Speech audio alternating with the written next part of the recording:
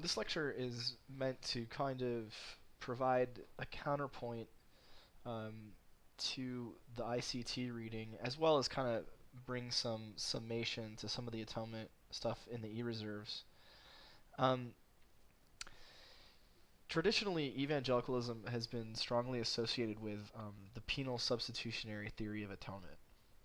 Now, we'll talk a little bit about theory in a bit and why I find that to be a little bit of a problematic term. But to begin, it's worth just recognizing that in the wake of the Protestant Reformation, and some of the ways that Luther and Calvin specifically characterized the cross, it and for that matter Anselm, the notion of how the cross addresses our sin problem, how atonement takes place, has been very much bound up with the notion of um, penal substitution. Penal substitution is, broadly the view that God has something like a perfect standard. Um, God sort of is the maintainer of a universal code, a moral code that has to be upheld. That God is not able to be in the presence of any violations of this law, um, and that human beings are universally in violation of the law. And so there's this problem between God and human beings. Um, and so the solution is that someone needs to take the punishment, because you'll hear Romans 3:23, all have fallen short of the glory of God. The wages of sin is death. I'm sorry, that's Romans 6:23 and Romans 3:23. But the wages of sin is death. Everyone's committed sin, therefore death is the punishment. That punishment has to be meted out, because if it's not meted out, then God's unjust and God can't do that. So there has to be some way to punish the guilty. And the penal substitutionary atonement theory goes that Jesus is the substitution. Jesus steps in, as it were, and receives the punishment that was meant for us on the cross. And once God has executed this just punishment, human beings are sort of free to go, as it were. The punishment's been paid by this substitution, and now we are liberated or free. Over the last probably 50, 60 years, this view of how atonement works has come under a lot of critique. For example, if you think about this view sort of Trinitarianly, it seems very strange, because the Trinity is Father, Son, and Spirit, who are one, united. And yet, the cross appears to be a moment where God is committing violence against, or the Father is committing violence against the Son, in order to, get it all out, as it were. And so there's this weird Trinitarian problem where the triune God, totally unified in will and action, is somehow opposed. Right? There's the Son on the cross being, receiving judgment from the Father. How can that happen? That seems very strange. Feminist critiques will point out that this also bears some similarity to something like divine child abuse. That God's looking down on Jesus and pouring out wrath on his Son. And then there's another problem. The problem is, okay, let's just say that this works. Has the cross then addressed everything that needs to be addressed in the human condition? And it would seem that no. The punishment thing is taken care of. But there's other problems that human beings have, namely that we don't want to have this sin nature. The sin nature needs to be, gotten rid of and replaced. Human beings need to be fixed. And it doesn't appear that the cross does that. On this view, penal substitutionary atonement, the cross only takes care of a punishment problem that a just God has with that God's creation. Now, these are just a few different critiques of penal substitutionary atonement. There are others. The point being that it seems like penal substitutionary atonement may need help in some ways. I don't want to suggest that penal substitutionary atonement is a bad thing. There are those who will. They'll talk about divine child abuse and they'll get very exercised about it. I'm a big tent kind of a guy, but I do recognize that there are some lingering issues that penal substitutionary atonement doesn't seem to deal with. It does seem that there might be a Trinitarian problem. How do you square that circle? That the Father and the Son seem to be opposed on this view. For me, really, the bigger problem is that it seems like the New Testament wants to say that sin is somehow addressed in the cross, but not only the penalty for sin, but also the problem of sin. If if the crucifixion of Jesus somehow helps to fulfill, um, the notion that God will give us new hearts, right, a new creation, then it's hard to see how penal substitutionary atonement accomplishes this. It what is it about the cross that has created new life, that has, where God has written His law in our hearts? How did that happen? It just doesn't seem that the cross can even speak to these issues. In fact, all that the cross appears to be doing on this view is simply removing a barrier between human beings and God. It doesn't seem to provide anything more than that. Um, one of the things that this helps us do is it helps us see that the problem of atonement theology is that we are trying to make sense of something that we're trying to make sense of a category mistake, right? If you weren't a Christian and you just sort of heard the story of Jesus of Nazareth, you'd say, well, that's really sad, but I'm sure the Roman Empire probably tortured a lot of people to death who didn't deserve it. Kind of a bummer that for this guy, but I don't see what that has to do with anything. Because if what the crucifixion was is it literally, from the perspective of Pontius Pilate and the chief priests, what was going on there was torturing a man to death for blasphemy and sedition. This man had offended the Jews in a certain way and had offended the Romans in a certain way, and so he was murdered for it. That doesn't say anything about sin, and because a lot of people were crucified during the reign of the Roman Empire. What's so special about this? Well, what's special about it is that Christians confess that somehow in the crucifixion and the resurrection of this man, the world changed.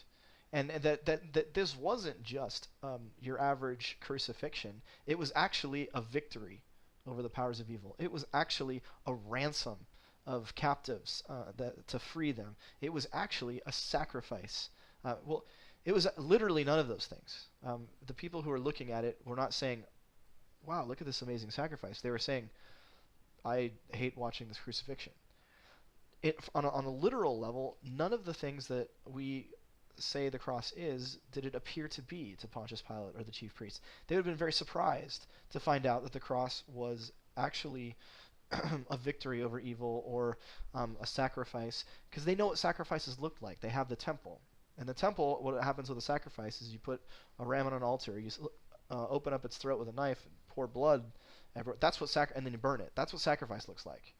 Sacrifice does not look like a person on a cross, suffocating, or however Jesus ended up dying. So what's going on there? What's going on is that we're using metaphors to re-describe something that happened in the world, a crucifixion, as something that happened at a spiritual level or at a theological level.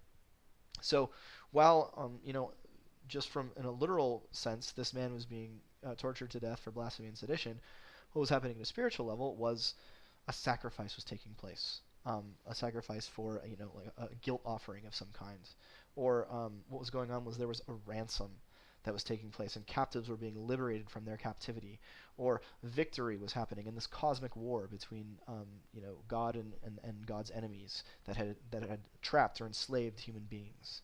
Okay, these are re-descriptions. They're metaphors that help us make sense of this grisly death of this itinerant prophet. All atonement theology relies on these metaphors, because the Roman government, executing somebody doesn't save anyone at all from on a literal, this world physical plane. That just doesn't help anything. It's just another execution of many. So we use metaphorical language, or the New Testament really uses metaphorical language to help us see the significance. And from like a historical perspective, it's probably the case that Jesus comes back from the dead. There's a resurrected, glorified Lord, and people are like, wow, I can't believe this is happening. That crucifixion we just witnessed a few days ago must have been a lot more than just a crucifixion, because something tremendous has taken place. And so to make sense of Jesus' career, to make sense of the resurrection, we have to rethink what happened at the cross. And if we look at the trajectories of the Old Testament and what was expected of Messiah, we can see that in some way the cross had to address sin. Sin was the big problem. Sin, we talked about last week, can be a force or a power. It's oppressive. It can be something communal and institutional, such that we're living and breathing an environment that's corrupt and corrupting. And of course, it can also be what we normally think of, where it's just the things that we do that are against God's just moral law. There's all these elements of sin, and somehow Messiah was supposed to do it, to take care of these things, and somehow the crucifixion is a part of that. And that's your problem. How does the crucifixion, this execution of this man, address this theological, spiritual issue, the issue of sin? And out of that, we begin to develop atonement theology. I just mentioned 3 metaphors that are basic to atonement theology. Ransom. This was something the early church probably is responsible for. I think Origen has a pretty in-depth ransom theory, where I think he even has like an image of God sort of being like a fisherman, and on the hook, Jesus is like the bait on a hook, and the devil is like a fish who swallows Jesus, but the hook, catches the devil, and then after the devil's been caught, God releases Jesus from the belly of the fish, and so the bait goes free, even though the bait. You can think of it that way. There's also Christus Victor, the victory of Christ. That Jesus' career is this sort of a war on demonic forces, and one of the things that Jesus does is he allows the demonic forces to do their worst to him, and in their torturing him to death, they think that they've got the guy, and they sort of like when the hostage negotiator is taken into the bank, the hostage taker releases the captives, and then the hostage negotiator takes their place. Something like that is going on. Or in penal, sacrificial, using the sacrifice metaphor, that Jesus is much like a scapegoat, or a lamb that's being offered as a sacrifice for sin. A lot of different ways the New Testament, talks about Jesus. There's economic metaphors, debt, that somehow a debt is being paid, and there's economic release. The ways that the New Testament describes Jesus' death are very, very variegated. There are a lot of different ones. And the New Testament doesn't usually sit down, and Paul doesn't usually stand there and come up with this long, like really involved atonement theology. Rather, the metaphors are sort of thrown out, and it's been the case that over the centuries, the millennia, theologians have tried to cobble together theories based on them. Now, that's a pretty interesting way of going about theology, to try and understand the mechanism of the cross, as it were. That's how a theory works. The theory says, well, there's, here's the problem, here's what is done to address it, and then it results in this solution, right? And so if the problem is that human beings have violated a law that God has that requires the death sentence, well, then the instrument to address that problem is going to be penal substitution. If the problem is that human beings are oppressed and enslaved by sin, then the bonds that shackle them have to be cut, so that they can be set free. Or if the problem is that the sacrificial system needs to come to an end, and a once-for-all sacrifice that addresses all past, present, and future sin that's what we're going to do. We're going to find a once-for-all, a suitable sacrifice that can cover all the sins of the world, and then that's your solution. That's how theories work. Theories say problem, instrument to address problem, solution, and consequences. I don't think there's necessarily anything wrong with that.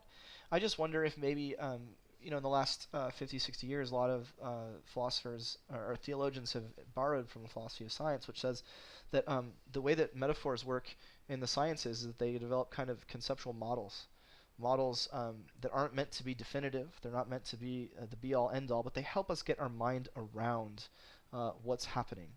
Okay? And so a paradigm example of how this happens is thinking of magnetic fields. Okay, field, that word field, that's a metaphor, right? There's not literally like around a magnet. There's not literally grass growing in a field. Rather, we think of field as having kind of like an area within which some forces are exerted. It's a metaphor. But it helps us think about what's going on with a magnet. Because when we think of a magnet being there, we need a way to conceptualize the fact that if I drop an iron filament next to the magnet, it's going to be drawn to the magnet. And so we use the word field, this metaphor. There's a space around the magnet under which there's this area under which the magnet exercises power or has force. That's the magnetic field. And if you get outside of that field, the magnet's not going to have any impact on you. All that we've done is we've used metaphor, we've used language, we've introduced the concept of a field, big grassy, circular, grassy area, concept of magnet. We've pushed them together. And now we have a new way of thinking about what a magnet is doing. It has a space around it that instead of having grass or wheat or whatever, forces are exerted. And then we might even note that the forces are exerted at varying degrees. Notice that last thing that we just did. Forces are exerted at varying degrees. If you put an iron filament at the very outside of that field, it might be slowly drawn to the magnet, but the force is less out here than it is right here, close to the magnet. And what's just happened is that our understanding of what magnets do has changed the way we think about the word field. Originally, the word field was introduced into the situation in order to help us make sense of what a magnet does or how it works. But now our understanding of a magnet has changed the way we think about field. And so metaphors that are used to develop models of understanding have pushback where they're not left untouched, as it were. Our notion of field changes once it's been wedded to our notion of a magnet, or for that matter, a force field, or any other. Field gets used metaphorically all the time, to the point we've even forgot about it. I want to suggest that something probably very similar happens with the metaphors that the New Testament develops to understand or make sense of atonement. To the point, and a great example of this is sacrifice, right? It's very commonplace for us to think of sacrifice, that word, as being like making, giving up one good for the sake of a greater good, making a sacrifice, right? That's something that it's very common for us. I'm sacrificing my time watching TV so I can, help play a game with my kids, okay? I'm making a sacrifice. That's a metaphorical notion. That's a metaphorical use of the word sacrifice. When sacrifice, what it originally meant, as it were, it was animal, slain in order to appease or please God or the gods, and then in Jewish religion, the God. And sacrifices didn't always have to do with sin. A lot of times a sacrifice would just be you gave up something that was valuable to you to make God happy, just to show God that you love him. Analogous to giving flowers to God. Sometimes I don't only give my wife flowers when I've done something wrong. Sometimes I give my wife flowers just because I want to see her happy. And similarly, the Israelites have sacrifices. They're like Thanksgiving sacrifices. Just, God, you're a great God, and I'm going to give you this sacrifice because I love you. But notice that because we've applied sacrifice as a metaphor to explain the crucifixion of Jesus for so long, that sacrifice itself has changed such that it's weird for us to think about a sacrifice that isn't like taking away sin. A sacrifice it's weird because that word has been changed by its use in Christian theology. So we have a couple of things here. One, we have a whole bunch of different metaphors that the New Testament uses. We've named a few, and there are more. A lot of stuff in the New Testament about the crucifixion and metaphors to explain what it's doing. We've recognized that by introducing these terms to help explain the cross changes those terms, and so we get it's kind of a melding together. It creates like a model, a way to think about the cross that's helpful, so that we can get a better handle on it. All we need is to just admit that none of these models is going to fully and completely and exhaustively describe what God has done at the cross. Once we've admitted that, we're at a place where we can say we need a lot of these models, and it's a good thing that the New Testament gives us a whole bunch. And that's actually kind of, for some of you that may be just, oh, of course, that makes a lot of sense. For others of you that might be like really uncomfortable, like, wait a minute, penal substitution, that is atonement. And I want to suggest that it's a part of atonement, and it's been a storied part of the tradition, and we're going to need to keep using it. But it does not fully exhaust the meaning of atonement. Nor do I even think that it's the center of atonement, that without it you can't understand atonement at all. I say that because penal substitutionary atonement theory is a relatively late development in Christian theology. Probably the first theory of atonement, insofar as the fathers were thinking of theories, was probably Christus Victor, that Jesus had overcome the evil powers, that he had defeated them. They thought they had him, at the cross, and then he escaped. God raised him from the dead, and so death lost its power. That was Jesus defeating sin and evil once and for all. And I don't think that the Christians who believed that before penal substitutionary atonement had been invented weren't Christian. I think they absolutely were Christians. I just think that atonement theology over time has adapted to different metaphors and different cultures in order to help us get a bunch of different notions of how it is that God has saved us. And there's probably not a limit to that. There's probably God's salvation is total, it's complete, it's final, and it's operating at a level that's probably beyond human comprehension. And probably the reason that the New Testament gives us so many different metaphors and ways of thinking about it is because we just need that. It's impossible for us to completely and fully recognize and conceive of how it is that the incarnate Son of God, that his death, his dying, I mean, the all-living God, the God of the living, in one person is dead. I mean, that should frighten us to even think about such a monumental experience.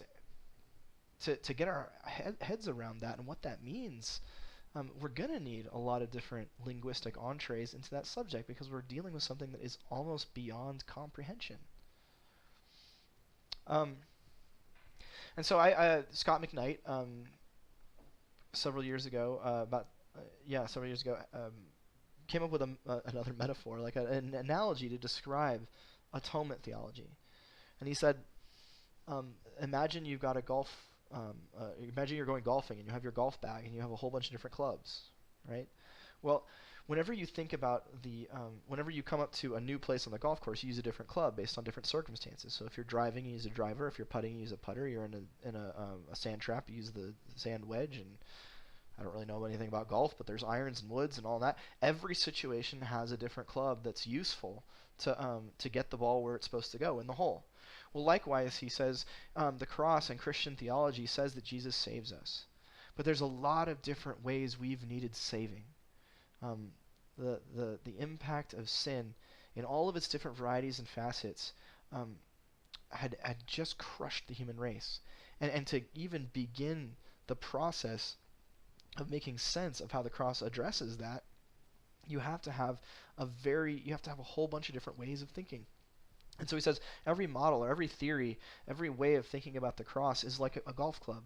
And so if you're wondering how it is that your heart got healed, well then let's talk about the image of God being restored in and through Jesus' career, where he joins himself to broken human nature and experiences the depth and the absolute abyss of brokenness, the place where brokenness meets its final end, death.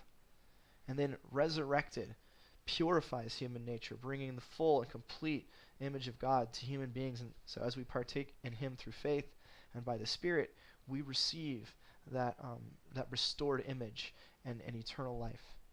Well, there you go. That's a different metaphor. It's a different model, but it addresses something that needed to be addressed in the cross. And you could do the same thing for ransom. You could do the same thing for Christus Victor and penal substitutionary sacrifice, and all of them. All of the different ways of thinking about the cross, they all addressed genuine needs, genuine ways in which humans need to be saved, and they show us how Jesus did that. This doesn't mean that any metaphor will do. It doesn't mean you can just make up atonement theology out of whole cloth. You perceive some problem that you've got and you can come up with a way that the cross addressed it. That's not how it works. All of these metaphors and ideas, they come from the Scriptures.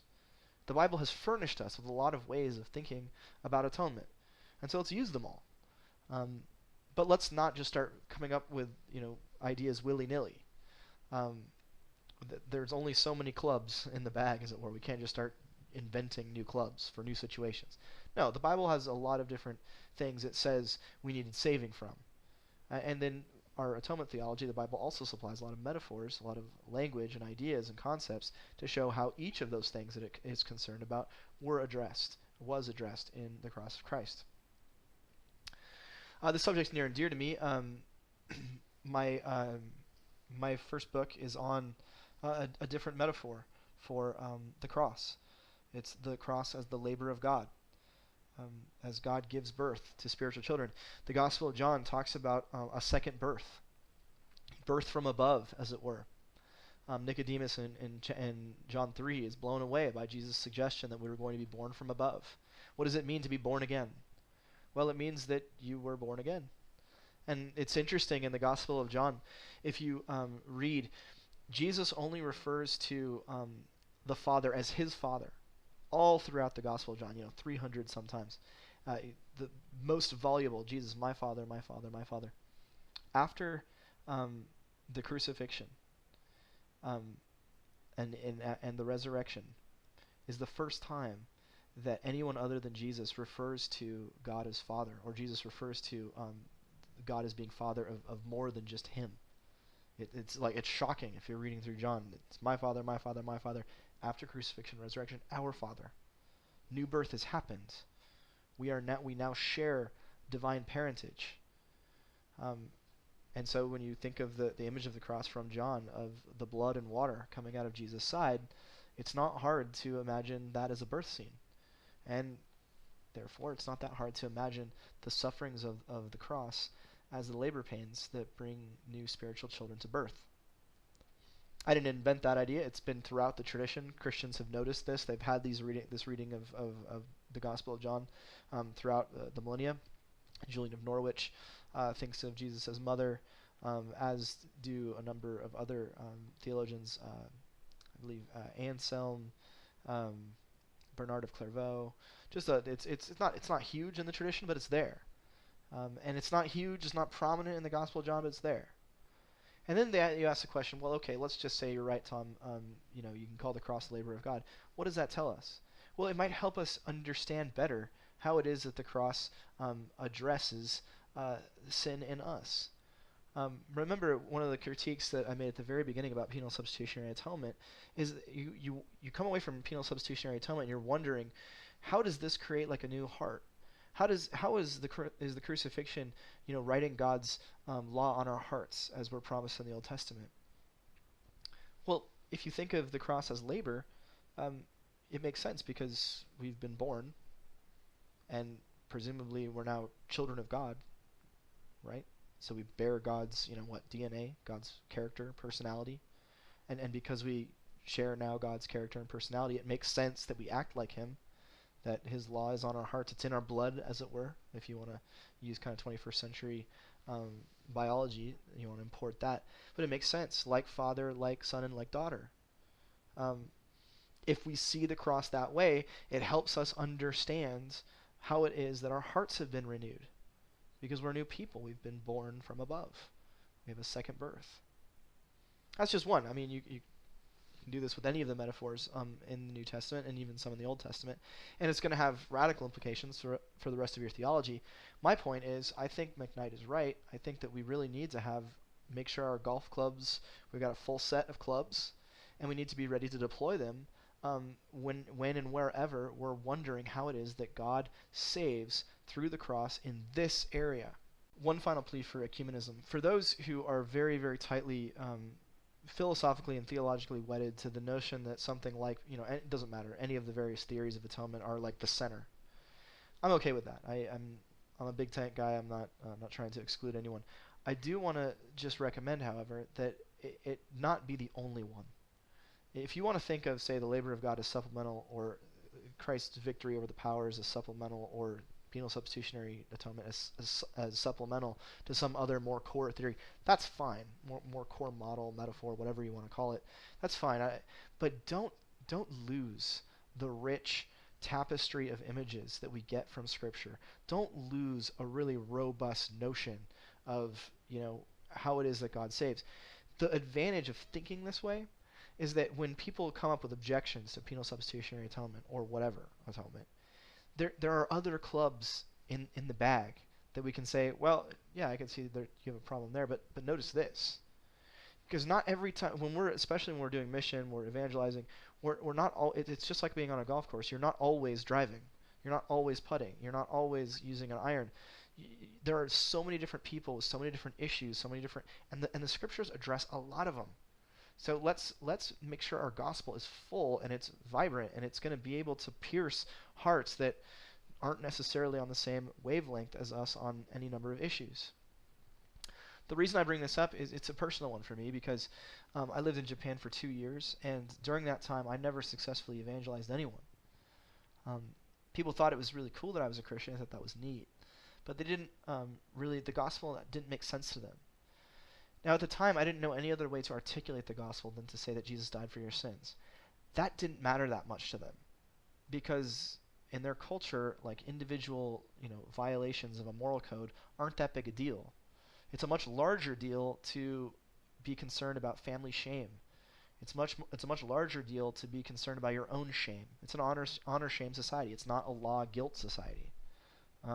As a result, I wish that I'd at the time even thought about the fact that the cross is a humiliation. It's a shameful event, and that in that God is identifying with all who have experienced deep shame. It's significant, the Scriptures say, that Jesus despised or ignored the shame because he saw the prize ahead. Jesus went through one of the most shameful things you can possibly experience. Jesus identifies with those who have been shamed, who have been humiliated. Jesus identifies and is with those and has borne shame for us to bestow us a place of honor alongside him in the heavenly kingdom. Is that not atonement? That sounds like atonement to me, even though it's not dealing with, violating the law and penal substitution. It seems that the cross can speak to this culture in a way that I wasn't even aware of because of sort of maybe some theological blinders that have been put on. I'm not demanding that every week in church we get up and preach the labor of God and spiritual rebirth, but we probably should address it at some point. We should have it. We should have that club in our bag, so that when we're looking and someone wants to know how they can be made new on the inside, how they can be changed, we can say, "Well, just believe and you'll be born again. You'll have second birth," because God struggled on the cross to bring us to birth. He endured the pain that it takes to bring new life into the world, and all you have to do is believe. I mean, that sounds like atonement to me. So that's my plea. Have as robust a notion of atonement as you can, because it will help you when you do mission, and it'll even help you also in your own personal understanding of how you've been saved.